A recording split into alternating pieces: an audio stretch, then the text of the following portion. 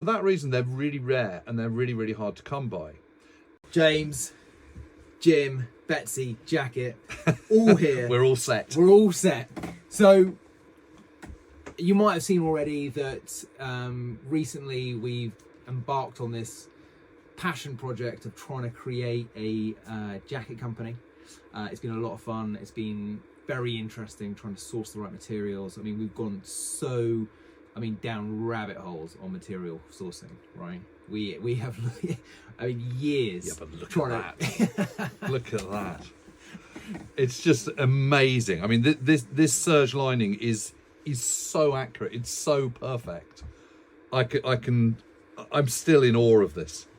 So if it's you don't just spot on. That's our first sample. So what I thought we'd do today is really talk to James about why we're doing the M1941 Arctic, because this, although we've all got jackets we want to make, this is very much James's first jacket he wanted to make, and so we definitely piled in behind him.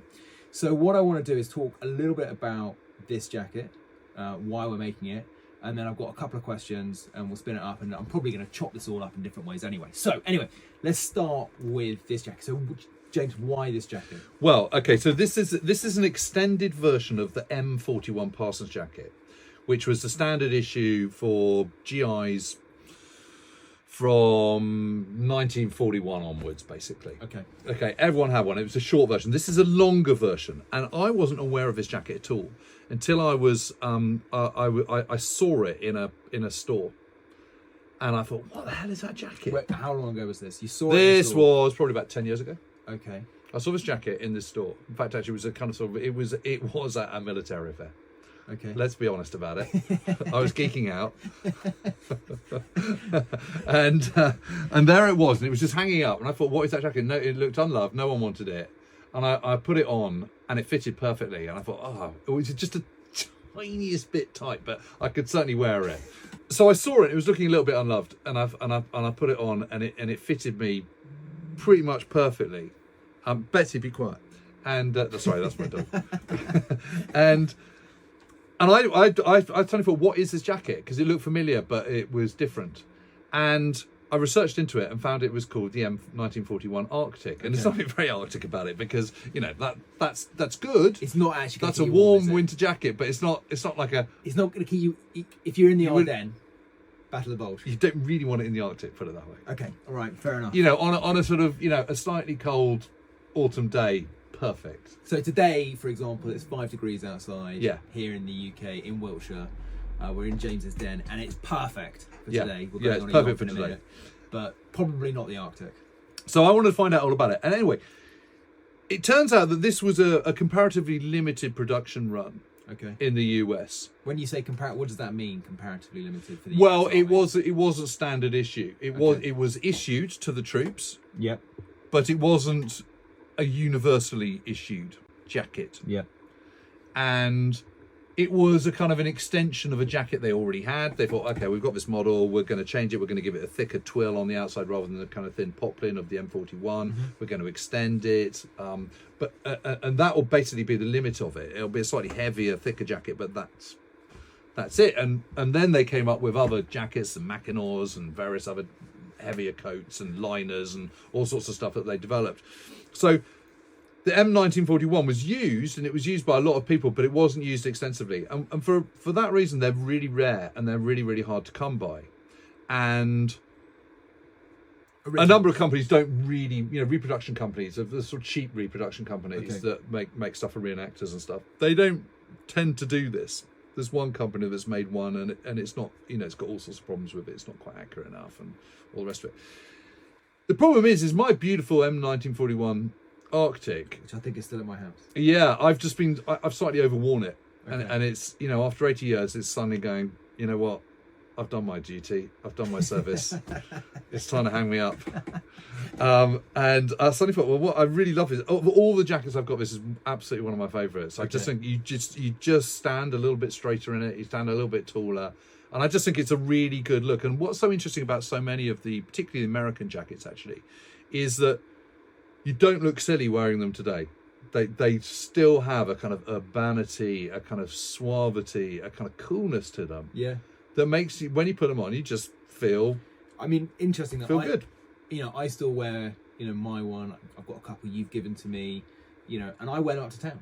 Yeah. I put my suit on and I wear it over the top, or I put a pair of jeans on and I go to the pub in it. Yeah. So for me, it's still like, and people comment. I was actually watching the kids play rugby the other day, and oh my god, that sounds awful. I was watching the kids play rugby the other day, but I was watching it, and people coming up and saying, "That's a really cool jacket. Where'd you get it from?" Yeah. And that's what's really driven us to do this. Yeah. Is people coming up and being like, "That's a really cool jacket. Where did you get it from?" Exactly.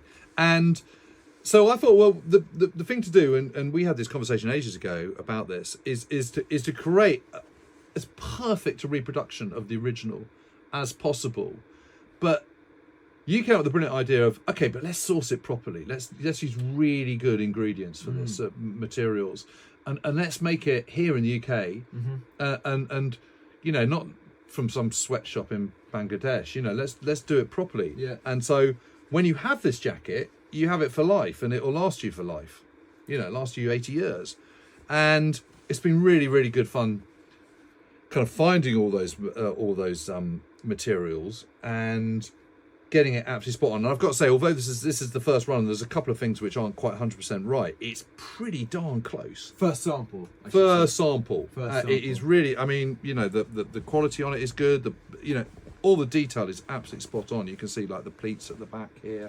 I mean, the cinches at the side. One of the interesting things about this jacket, let me just hold up the zips a second there. Jim. Yeah. If you hold up both sides. Yeah. Is that when we were, actually doing this, the seamstress, we have these amazing expert seamstresses and craftspeople who've been looking at it, and basically the way they fold over the zip tags originally in the factory in America, when they were making these, are kind of a bit strange, because one's folded one way, one's folded another way. So we've copied it exactly.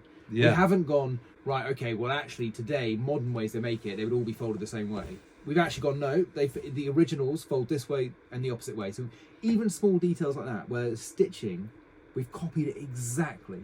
Yeah, nice. And that has been really exciting to do that. Yeah, and the other thing that's amazing is just the grain of the twill is exactly the same as the original that I've got. It is incredible what a close match this is. It really is. It's a thing of wonder. You've got the little kind of tag there that folds around on the. If you want to have the whole button done up so you can hold it, you can have the collar done up like that.